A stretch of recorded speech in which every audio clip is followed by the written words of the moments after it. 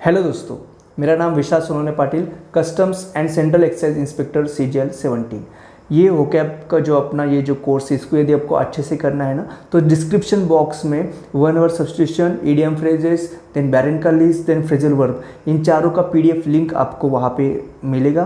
तो वहाँ पे उस लिंक पे जाना है आपको और उसका क्या करना है, जेरोक्स निकाल लेना है ना। जेरोक्स यदि आपके पास रहेगा तो बहुत ही आसान रहेगा आपके लिए।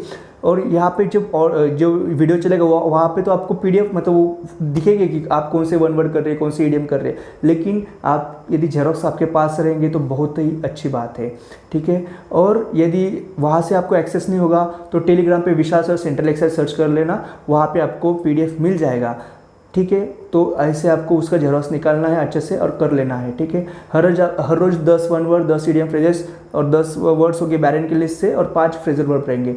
ऐसे यदि आप हर रोज पढ़ाई करोगे तो ही आपका होकैप अच्छे से 6 मंथ में हो जाएगा, नहीं तो होकैप करना बहुत ही मुश्किल होता है ना। तो अच्छे से इसको होकैप करना है और फिर आपको उसको अच्छे से रिवाइज भी करना है। और शाम को 5 बजे अपने टेलीग्राम ग्रुप पे आपको एग्ज़ाम देना है आज के पर्टिकुलर होकैप का। तो ऐसे मतलब आप यहाँ पे अच्छे से होकैप पढ़ लोगे फिर एग्ज़ाम दोगे, तो ऐसे करोगे ना तो बहुत ही अच्छे से आपका होकैप होने वाला। यही बेस्ट वे है होकैप करने का, ठीक है। और यार प्लीज़ यदि आपको ये ऑडियो ये जो आएगा अभी यदि पसंद आता है ना, प्लीज़ वीडियो को लाइक, कमेंट और शेयर करना है, क्योंकि जो कमेंट्स होती है मुझे उससे पता चलता है कि मैं कितने बच्चों के लिए एफर्ट्स कर रहा हूँ, कितने स्टूडेंट्स को मैं पढ़ा रहा हूँ। तो ये बहुत ही इंपॉर्टेंट है, वीडियो को लाइक और कमेंट करना, ठीक है। फिर ऑडियो अपना स्टार्ट कर देते हैं। तो कल हमने बिग्यूल तक पढ़ा था, टू डिसीव समवन। अभी हम बिहेड यानी क्या होता है, to cut off the head. Behead यानी to cut off the head, ठीक है। तो अभी देखो इसमें तो हेड तो आ रहा ही है ना, हेड आ रहा है, तो ये बिहेड यानी आपका हेड कट कर देना, उसी को क्या कहते हैं, बिहेड करते हैं। एकदम इजी वर्ड है। जैसे आपने सीरिया में पता होगा, आपको बहुत सारे लोगों का बिहेड कर दिया था ISIS ने, है ना, सर कट कर दिया था, वो टेररिस्ट ऑर्गेनाइजेशन था। नेक्स्ट वर्ड है बेलिकोज। BELLICOSE, bellicose. बेलिकोज यानी one who is ready to start argument और फाइट, यानी झगड़ालू व्यक्ति, उसी को क्या कहते हैं, बेलिकोज कहते हैं, ठीक है।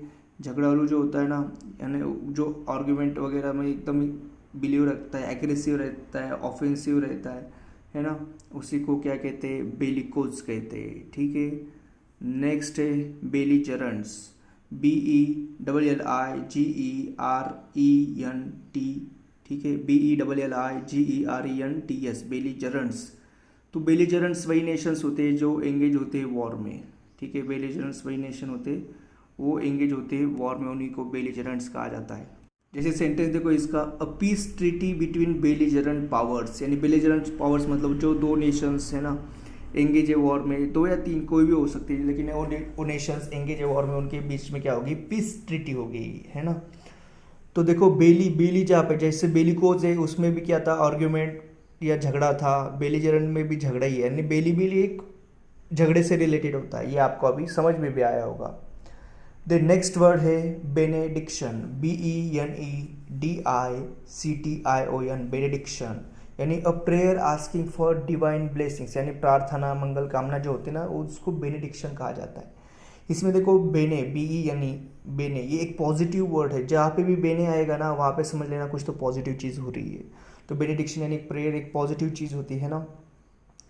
जैसे सेंटेंस देखो, ही सेड द बेनेडिक्शन, यानी कुछ तो उसने प्रार्थना वगैरह वहाँ पे बोली होगी, तो इसीलिए उसको बोला सेंटेंस है ही सेड द बेनेडिक्शन। देखो सेंटेंस तो PDF में नहीं है, ये सेंटेंस तो मैंने लाए हैं आपको वो वर्ड अच्छे से और समझने आने के लिए। तो बेनेडिक्शन भी आपको पता चल गया। नेक्स्ट वर्ड है benevolence. BENEVOLENCE, benevolence. BENEVOLENCE, benevolence यानी जनरॉसिटी इन हेल्पिंग अदर्स, उदारता जो होती है ना उसी को बेनेवोलेंस कहा जाता है। देखो यहाँ पे बेने है ना, फिर से तो पॉजिटिव करेगा कुछ तो बेनेवोलेंस, बेने है ना।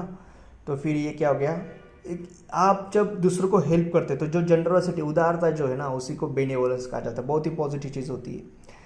जैसे देखो sentence, a king known for his benevolence, यानी जो राजा था वो उसके बेनेवोलेंस यानी उसकी उदारता के लिए प्रसिद्ध था। देन नेक्स्ट वर्ड बेरी, ठीक है। बेरी इसका प्रोनाउंसिएशन है BEREAVE, बेरी, ठीक है, BEREAVE, बेरी। बट आप उसको बेरी वगैरह कुछ भी आपके हिसाब से याद रख सकते हैं, लेकिन इसका एक्चुअल प्रोनाउंसिएशन है बेरी, BEREAVE, बेरी।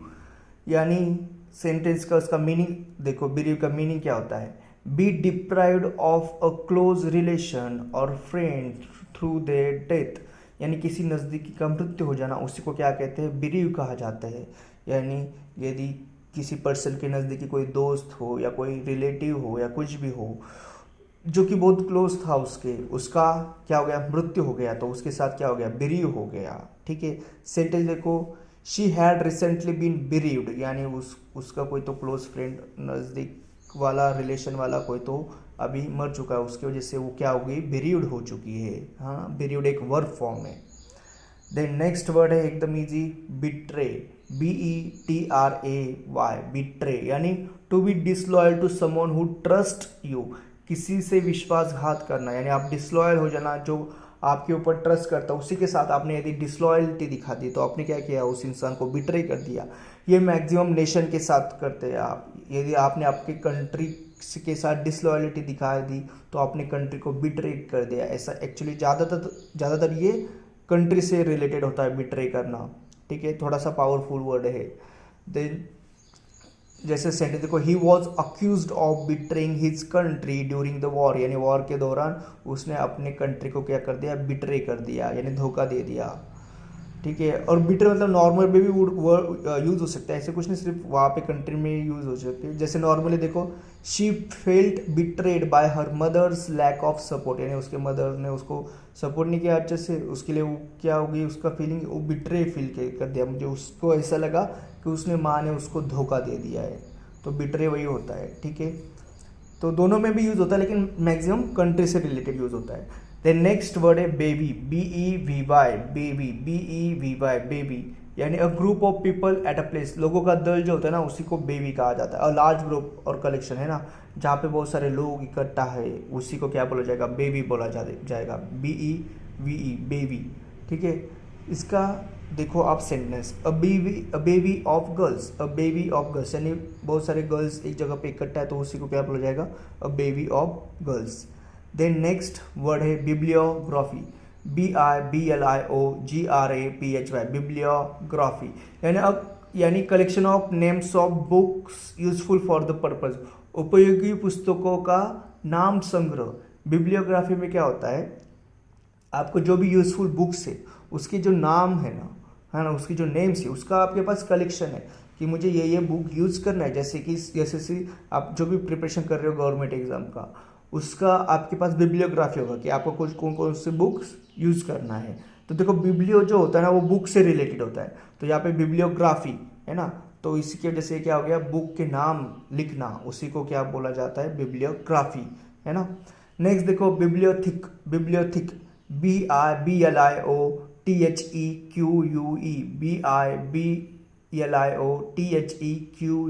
बिब्लियोथिक, यानी लाइब्रेरी, एक प्रकार का पुस्तकालय, उसी को बिब्लियोथिक कहा जाता है। तो बिब्लियो आ गया फिर से, यानी बुक से रिलेटेड है, तो बुक का संग्रह, यानी बुक के लाइब्रेरी में ही होती है ना, तो बिब्लियोथिक को लाइब्रेरी बोला जाता है।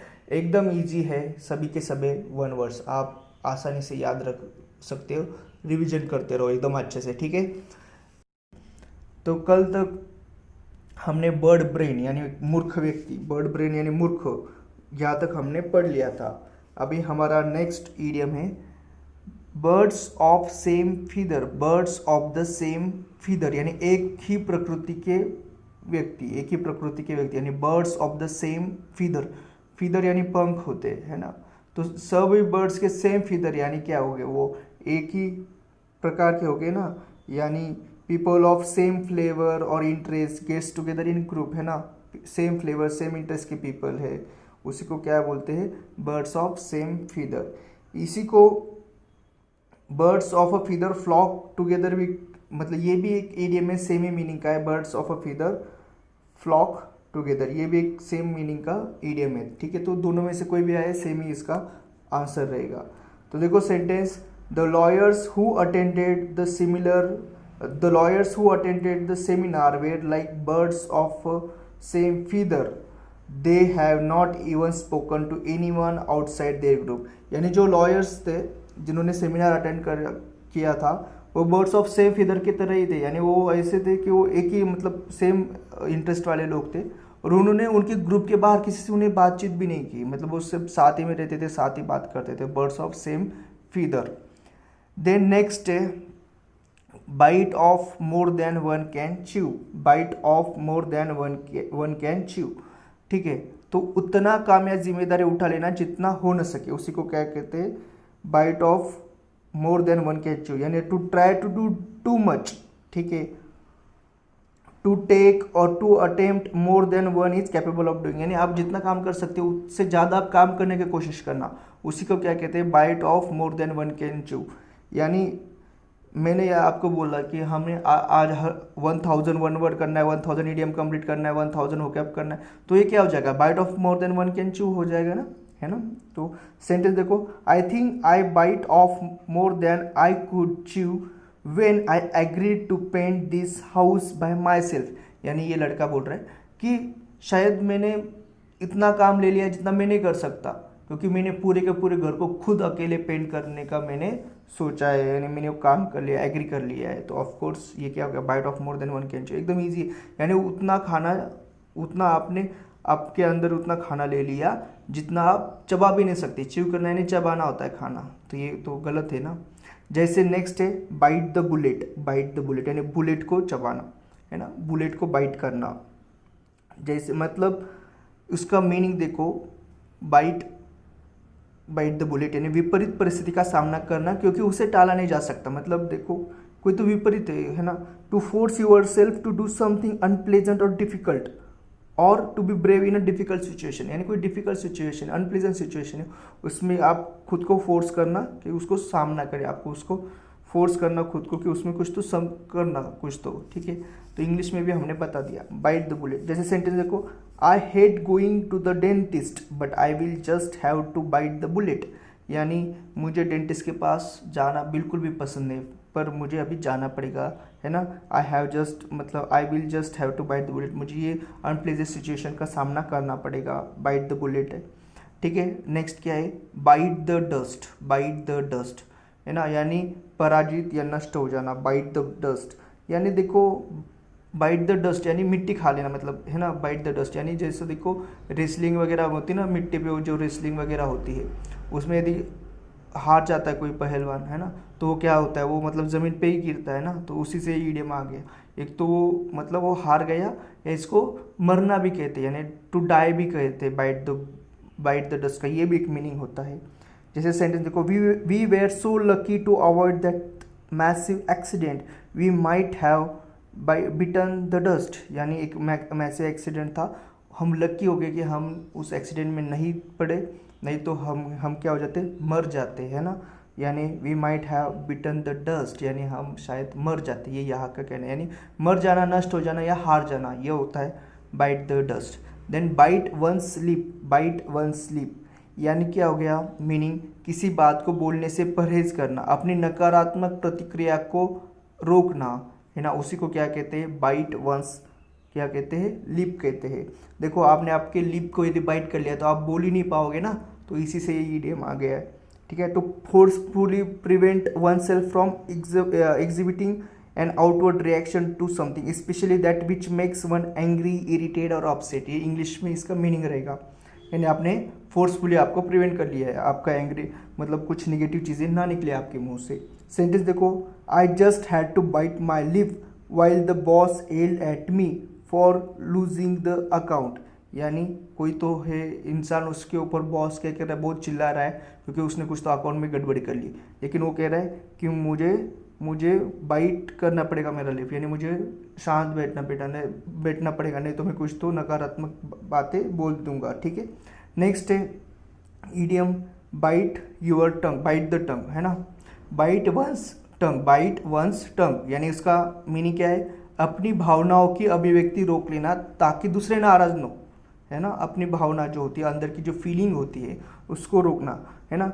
जैसे मीनिंग मतलब सेम ही है वैसे, बाइट वंस टंग और बाइट वंस लिप है ना, and to stop yourself from saying something that you would really like to say, यानी आपको कुछ तो कहना था अंदर से, है ना, फीलिंग कुछ तो बतानी थी सामने वाले को, लेकिन आपने खुद को स्टॉप कर दिया। सेंटेंस देखो, I wanted to tell him exactly what I thought of him but I had to bite my tongue, यानी एक लड़की कह रही शायद कि उसे उसके बारे में क्या लगता है, उसको बताना चाहते थे, उसको फीलिंग्स बताना चाहते थे अपने अंदर की, लेकिन उसने क्या किया, अपने टंग को बाइट कर लिया, यानी उसने उसको बताया नहीं, क्योंकि उसको पता नहीं था उसका रिएक्शन क्या रहेगा।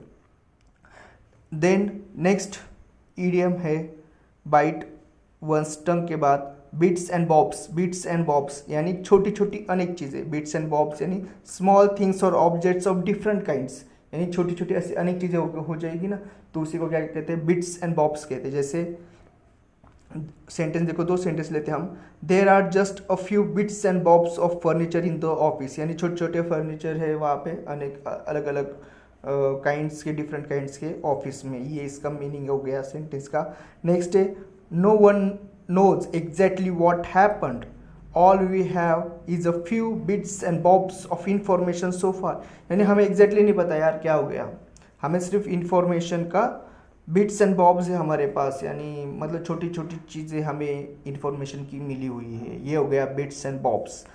देन नेक्स्ट ईडियम है black and blue. Black and blue यानी बुरी तरह से मार खाया हुआ, उसी को क्या बोलते हैं, ब्लैक एंड ब्लू।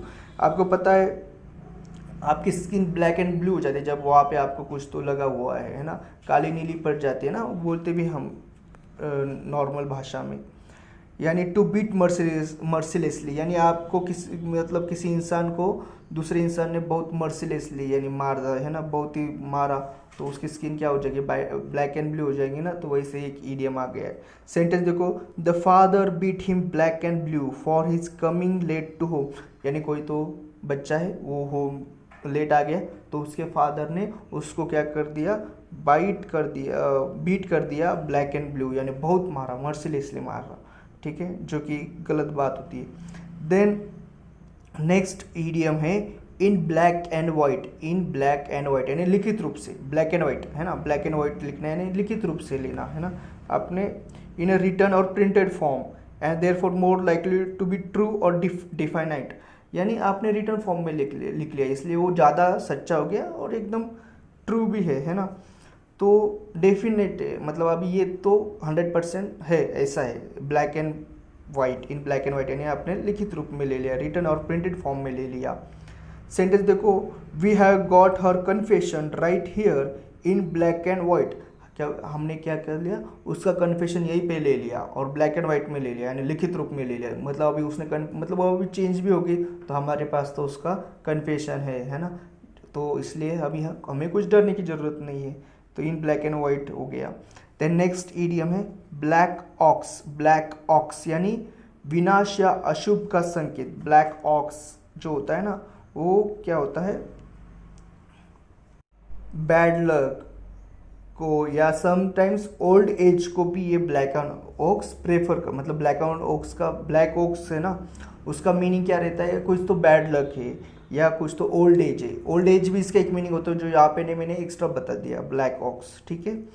जैसे कुछ तो यदि बुरी चीज़ आप हो जाए आपके साथ, तो नॉर्मली पीपल क्या कहते हैं, it was just black ox, it was just black ox, यानी एक बैड लक था, ज़्यादा टेंशन मत लो, तो वही है ब्लैक ऑक्स, ठीक है। तो अभी हमारे बहुत ही अच्छे से ईडियम्स भी कंप्लीट हो गए। हमने कल अल्टरकेशन तक पढ़ा था, यानी नॉइजी कॉरल, हीटेड डिस्प्यूट जो होता है ना अल्टरकेशन, वहाँ तक हमने पढ़ लिया था। अभी हमारा नेक्स्ट वर्ड है बैरन लिस्ट से, वो है अल्ट्रुइस्टिक, ALTRUISTIC। अल्ट्रुइस्टिक एक एडजेक्टिव फॉर्म है अल्ट्रुइस्टिक, यानी अनसेल्फिशली जनरस और कंसर्न फॉर अदर्स, यानी अल्ट्रुइस्टिक वो पर्सन होता है जो बिना किसी स्वार्थ से दूसरों की मदद करता है और वो दूसरों की चिंता करके उनकी मदद करता है, उसी को क्या कहते हैं, अल्ट्रुइस्टिक पर्सन कहते हैं। जैसे सेंटेंस देखो मैंने बनाया खुद से, जैसे Ram is an altruistic person, he likes to help others, ठीक है, यानी एक राम नाम का कोई बंदा है, वो एक अल्ट्रुइस्टिक पर्सन है, यानी वो अनसेल्फिशली जनरस है, ठीक है, और कंसर्न फॉर अदर्स है, और वो हेल्प करता है लोगों की। तो वही हो गया अल्ट्रुइस्टिक, एकदम इजी वर्ड है। वैसे तो वन वर्ड में ये वर्ड हो भी चुका है। नेक्स्ट वर्ड है, और इसका देखो ट्रिक कैसे याद रखना, वैसे इजी वर्ड है लेकिन ट्रिक में मैं बता देता हूँ।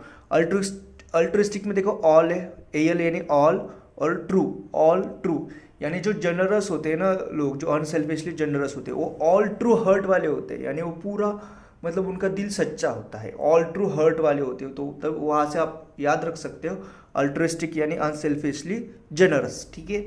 नेक्स्ट वर्ड है अमालगमेट। अमालगमेट, AMALGAMAT, अमालगमेट यानी कंबाइन करना और यूनाइट करना इन वन बॉडी में, कंबाइन करना और यूनाइट करना इन वन बॉडी। देखो इसमें कैसे याद रखना, गम होता है ना, गम जो होता है, गम यानी फेविक्विक, फेविकॉल, ये गम ही तो है। ये क्या करते हैं, दो चीज़ों को कंबाइन करते हैं, है ना। तो अमालगमेट यानी कंबाइन करना, यूनाइट करना इन वन बॉडी में। अमालगमेट एक वर्ब फॉर्म है। सेंटेंस देखो, यहीं पे सेंटेंस है पीडीएफ में। The unions will attempt to amalgamate their groups into one national body, यानी अलग अलग यूनियंस है, यूनियंस होती है ना, वर्कर्स भी, वर्कर्स लोगों की भी यूनियन होती है ना। तो अलग अलग यूनियंस ने क्या किया, उनके सारे ग्रुप्स को क्या किया, अमालगमेट किया, यानी कंबाइन करके वो भी उसको नेशनल बॉडी बनाने वाले। तो एकदम ईजी, अमालगमेट यानी कंबाइन करना, यूनाइट करना वन बॉडी में। नेक्स्ट वर्ड है अमास, AMASS, अमास। अमास यानी कलेक्ट करना। देखो ये वर्ब फॉर्म है अमास, यानी कलेक्ट करना। इसको कैसे याद रखना है, अमास है ना, तो उसमें क्या है, मास है ना। तो मास आप कलेक्ट कर रहे हो, तो इसे आपको याद रख सकते हैं, अमास कर रहे हैं यानी आप कलेक्ट कर रहे हो चीज़ों को, ठीक है। सेंटेंस देखो, the miser's aim is to amass and hold as much gold as possible. Miser यानी वही इंसान होता है जो बहुत सारी वेल्थ है ना, बहुत सारा धन अपने पास रखता है, मतलब वो बहुत सारा धन, उसका एक हॉबी होता है कि बहुत सारा धन उसके पास रहे। एक अवेरिशियस होता है, ग्रीडी होता है मीजर आदमी, और बहुत सारा पैसा, बहुत सारा मतलब बहुत कम पैसा वो खर्च करता है, यानी कंजूस होता है मीजर यानी, ठीक है। तो मीजर का एम वही होगा ना कि ज़्यादा से ज़्यादा अमास करना गोल्ड को, अमास यानी कलेक्ट करना गोल्ड को, उसको होल्ड करना, होल्ड यानी उसको रखना वहाँ पे, उसको मतलब फिर उसको मतलब कंजूस वही होते ना जो होल्ड करते हैं चीज़ों को, यानी वो खर्च नहीं करते। होल्ड करना यानी खर्च न करना, ठीक है। तो अमास करना यानी कलेक्ट करना, बहुत ही ईजी वर्ड है, ट्रिक में मैंने बता दिया है। एम्बीडेक्स्टरस, नेक्स्ट वर्ड है एम्बीडेक्स्टरस, AMBIDEXTROUS, एम्बीडेक्स्टरस एक एडजेक्टिव फॉर्म है, यानी capable of using either hand with equal ease, यानी दोनों भी हाथ एकदम इक्वल ईज से एकदम ईजिली यूज करना, उसी को क्या बोलते हैं, एम्बीडेक्स्टरस यूज बोलते हैं, ठीक है। जैसे देखो इसमें एम्बी वर्ड है, एम्बी मतलब एक्चुअली एक लैटिन वर्ड है, एम्बी मतलब दोनों, एम्बी मतलब टू होता है एम्बी का मीनिंग, और डेक्स्टरस, डेक्स्टर मतलब स्किल होता है, तो एम्बी डेक्स्टरस यानी दोनों हाथों से जो स्किलफुली काम करे उसी को एम्बी डेक्स्टरस कहा जाएगा। एकदम ईजी ट्रिक है, एकदम ईजी वर्ड है।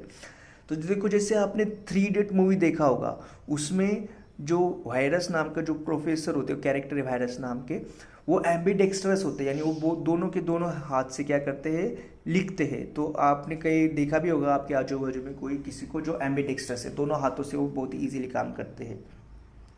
देन नेक्स्ट वर्ड है एम्बियंस, AMBIENCE, एम्बियंस। एम्बियंस तो यार एकदम इजी वर्ड है एम्बियंस आप लोगों के लिए, क्योंकि क्या होता है इन्वायरमेंट, एटमॉस्फेयर, उसी को एम्बियंस कहा जाता है। तो बहुत सारे लोग रेस्टोरेंट में क्यों जाते हैं, क्योंकि वहाँ का एम्बियंस बहुत अच्छा होता है ना। एक वर्ब नाउन फॉर्म है एम्बियंस। तो she went to the restaurant not for the food but for the ambience, ये एक रियलिटी है। बहुत सारे लोग रेस्टोरेंट में क्यों जाते हैं, फूड के लिए, खाना खाने के लिए नहीं जाते, वहाँ का एम्बियंस अच्छा है ना, उसी के लिए जाते हैं, फिर वहाँ पे फ़ोटो वगैरह खींच के इंस्टाग्राम पे डालना, तो इसीलिए तो बहुत सारे लोग रेस्टोरेंट में जाते हैं, है ना। तो एम्बियंस वही होता है, एक इन्वायरमेंट, एक एटमॉस्फेयर। तो ये तो आपके लिए बहुत ही ईजी वर्ड है एम्बियंस। देन नेक्स्ट वर्ड है ambiguous, AMBIGUOUS, AMBIGUOUS, ambiguous. Ambiguous एक एडजेक्टिव फॉर्म है, यानी अनक्लियर और डाउटफुल इन मीनिंग, यानी कोई एम्बिग्यूअस बातें कर रहा है, यानी कुछ तो अनक्लियर बातें कर रहा है, कुछ आपको समझ में नहीं आती एम्बिग्यूअस बातें, ठीक है। इसको याद कैसे रखना, फिर से एम्बी यानी टू, एम्बी यानी दो, और एम्बिग्यूअस में गेस का साउंड आ रहा है, गेस है ना। तो दो गेस हो रहे किसी चीज़ के कारण, आपके पास दो गेस आ रहे, तो यार आप तो एम्बिग्यूअस हो गए ना, है ना। यदि कोई आपसे बात कर रहे हो, आप उस चीज़ से दो गेस कर पा रहे, मतलब दो चीज़ों को दो गेस कर पा रहे, तो आप तो एम्बिग्यूअस स्टेटमेंट हो गया, क्योंकि कुछ एक ही गेस होना चाहिए ना। तो तो यही होता है एम्बिगियस, एकदम इजीली आप इसको याद रख सकते हैं। एम्बिगियस यानी अनक्लियर और डाउटफुल इन मीनिंग। जैसे सेंटेंस देखो और अच्छे से समझ में आ जाएगा। His ambiguous instructions misled us, यानी उसके ambiguous instruction जो थे वो उसने क्या किया, हमको मिसलेड कर दिया है ना, हमें कुछ समझ में नहीं आया। We did not know which road to take, हमें पता ही नहीं चला कि हमें कौन सा रोड लेना है। ठीक है, तो ambiguous वैसे भी वन वर्ड में हो चुका है, आपको ऑलरेडी पता है ambiguous। और उसका नाउन फॉर्म है एम्बिग्यूटी, AMBIGUITY, एम्बिग्यूटी। अभी नेक्स्ट वर्ड देखो एम्बीवैलेंस, एम्बीवैलेंस AMBIVALENC, एम्बीवैलेंस।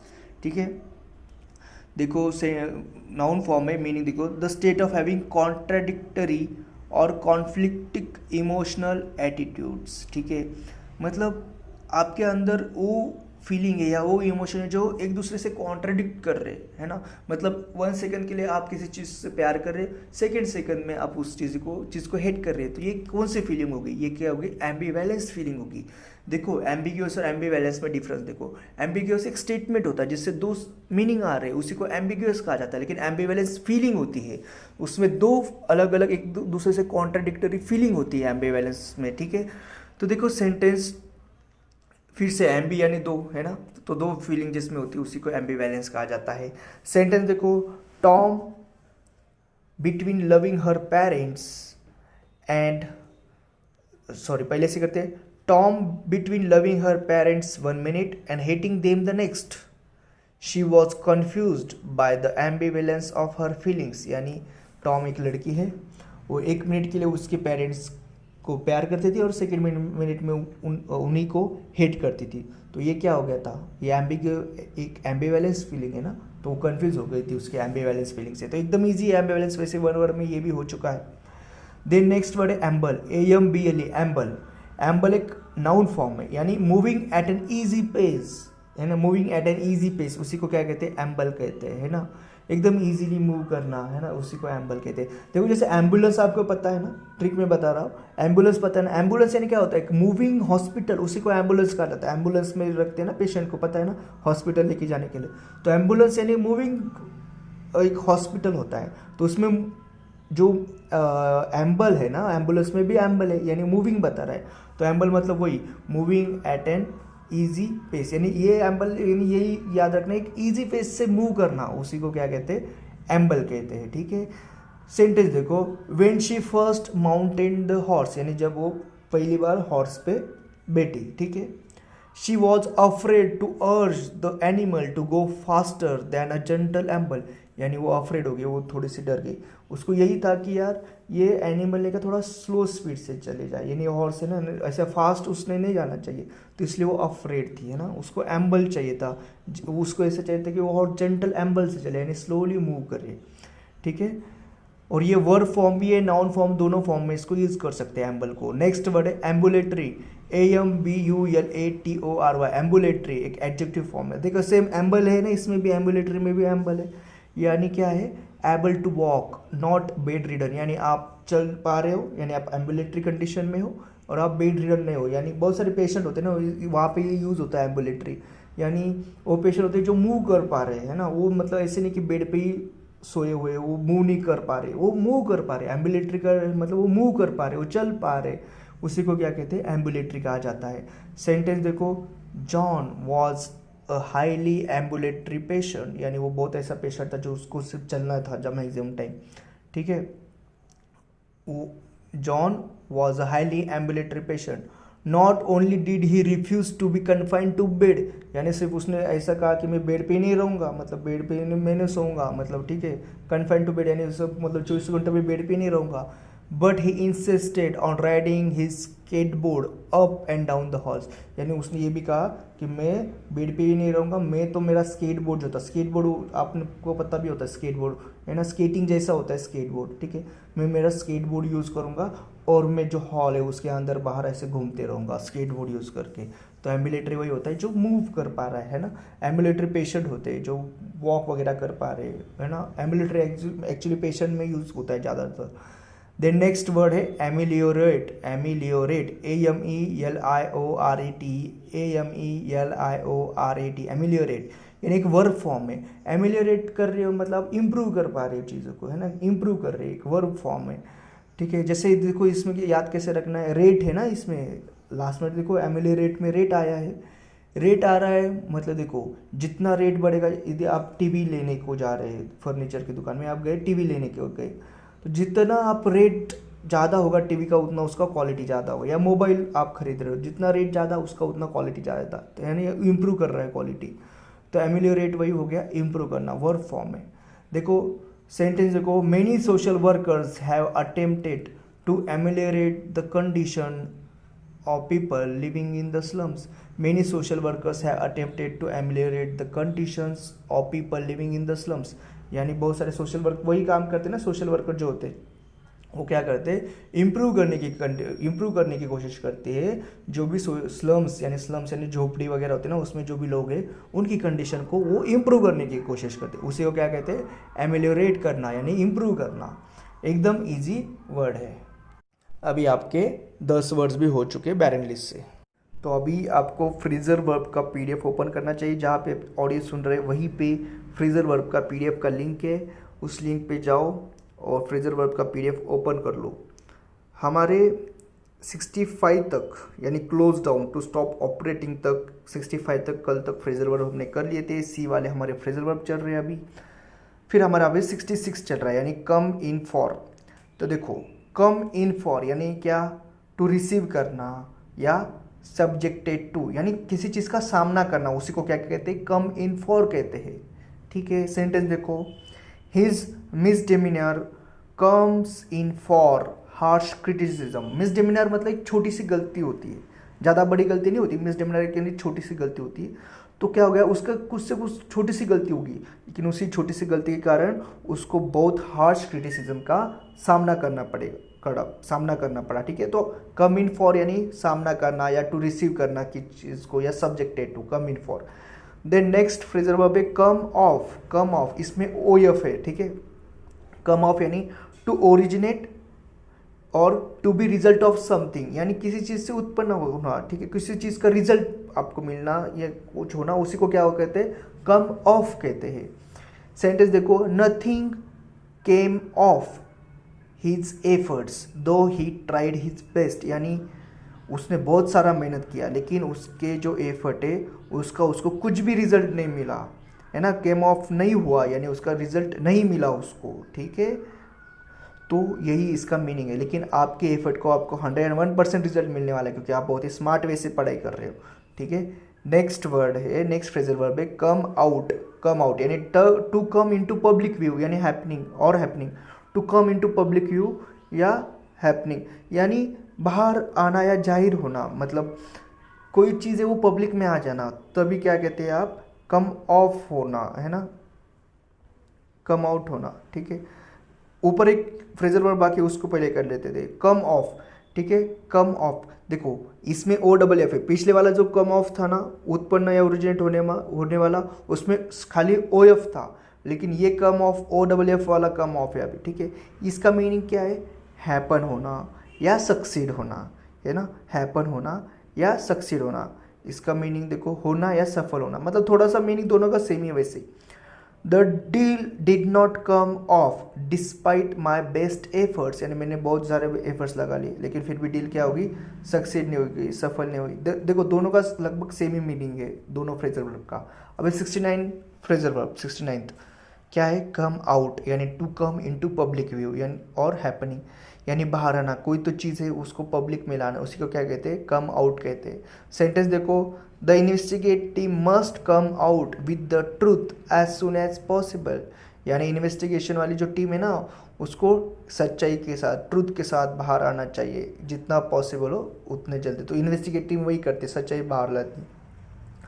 Then next phrasal verb है कम राउंड। कम राउंड यानी to accept someone's opinion. Come round यानी टू एक्सेप्ट समवंस ओपिनियन, एकदम ईजी है, दूसरों की बात मानकर विचार बदल लेना यानी आप किसी के ओपिनियन को आप एक्सेप्ट कर रहे हो तो आप क्या कर रहे हो, कम राउंड कर रहे हो। सेंटेंस देखो, he took some time to come round to my side but now he agrees to my opinion यानी उसको कुछ टाइम लगा मेरे साइड में आने के लिए, है ना, कम राउंड करने के लिए मेरे ओपिनियन के साथ, है ना, come round to my side, यानी मेरे ओपिनियन को एक्सेप्ट करने के लिए, पर अभी वो एग्री कर दिया है मेरे ओपिनियन के साथ। तो कम राउंड एकदम ईजी वर्ड है ना, टू एक्सेप्ट समवंस ओपिनियन। तो देखो ये 5 फ्रेजल वर्ब भी हो गए। तो एकदम अच्छे से आपको अभी पढ़ाई करना है, इसको रिवाइज भी करते रहना है एकदम बढ़िया से, ठीक है। चलो फिर, थैंक यू सो मच।